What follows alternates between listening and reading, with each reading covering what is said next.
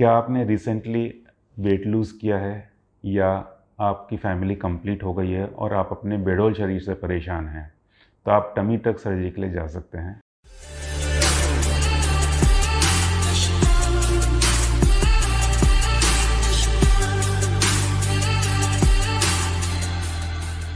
Hello, I am Dr. Sunish Goyal. I am a board certified cosmetic and hair transplant surgeon.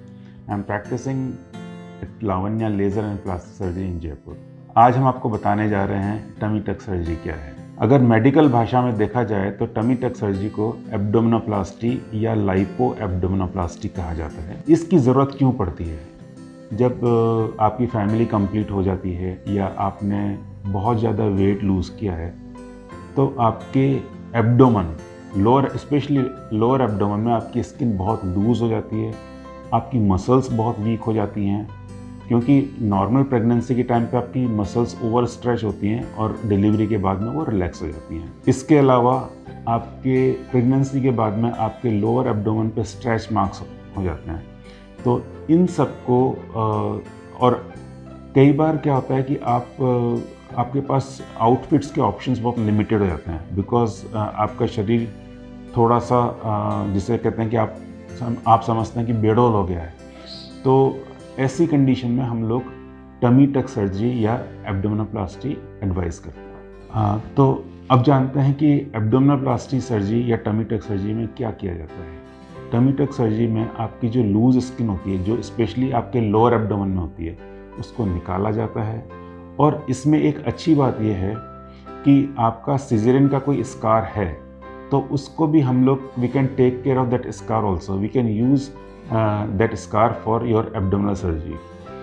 और जो आपके stretch marks हैं उनको भी हटाया जा सकता है। अगर आपका एब्डोमेन में बहुत बल्ज है, जिसे कहते हैं कि तोंद जैसी निकली हुई है, तो उसको भी हम ठीक कर सकते हैं। उसके लिए हमें मसल्स टाइटनिंग करनी होती है। इसके अलावा अगर आपके किसी भी वजह से कोई हर्निया है या आपके यूरिनरी इनकॉन्टिनेंस है तो ये सारी चीज़ें भी एब्डोमिनोप्लास्टी के टाइम पे ठीक की जा सकती है। अगर देखा जाए तो एब्डोमिनोप्लास्टी मुख्यतः 3 तरह की होती हैं। एक होती है मिनी एब्डोमिनोप्लास्टी। मिनी एब्डोमिनोप्लास्टी में आपकी मसल्स बिल्कुल ठीक होती हैं, केवल जो लोअर एब्डोमेन में एक्सेस स्किन होती है उसको हटाया जा सकता है।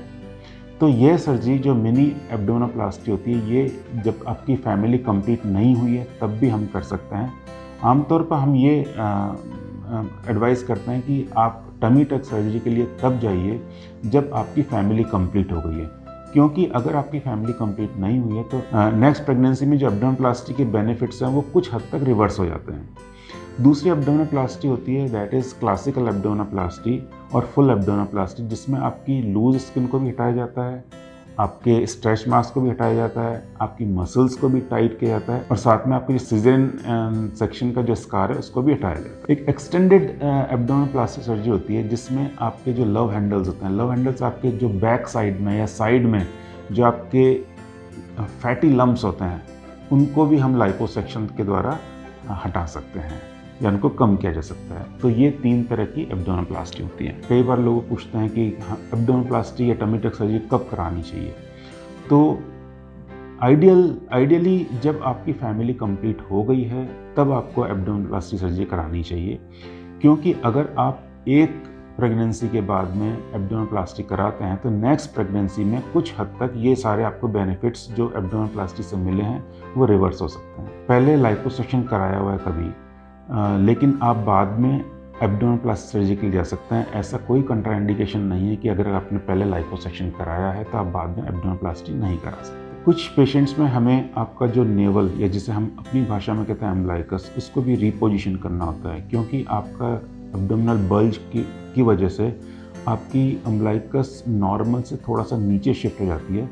तो एक उसको आइडियल प्लेस देने के लिए या उसकी रिपोजिशनिंग करने के लिए हमें आपकी नेवल को भी ऑपरेट करना होता है। एब्डोमिनोप्लास्टी सर्जरी के साथ साथ में हम आपको हर्निया जैसी चीज़ों से भी निजात दिला सकते हैं, क्योंकि ये जो हर्निया की सर्जरी होती है ये एब्डोमिनोप्लास्टी इंसिजन से ही किया है।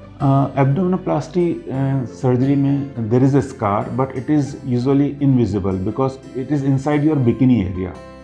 और कुछ पेशेंट्स में हम एब्डोमिनोप्लास्टी सर्जरी को ब्रेस्ट सर्जरी के साथ कंबाइन करते हैं, then it becomes a part of mummy makeover surgery. Tummy tuck surgery is not basically a weight losing surgery, because हम इसमें वेट या आपका वज़न कम करने पर इतना ध्यान नहीं देते जितना कि हम ध्यान देते हैं कि आपकी बॉडी रीशेप हो, रिकंटूर हो, क्योंकि आपकी बॉडी का जो फ्लैबी पार्ट होता है या लूज स्किन होता है, स्ट्रेच मार्क्स होता है, उनको हटाया जाता है so that you can have more options for your outfits. तो ये था एक brief introduction about the tummy tuck surgery. हमारे साथ बने रहिए, हम अपने अगले वीडियो में आपको बताएंगे कि टमी टक सर्जरी से पहले आपको अपने आप को कैसे प्रिपेयर करना है और टमी टक सर्जरी के बाद में आपको किन चीज़ों का ध्यान रखना है। Thank you, stay beautiful.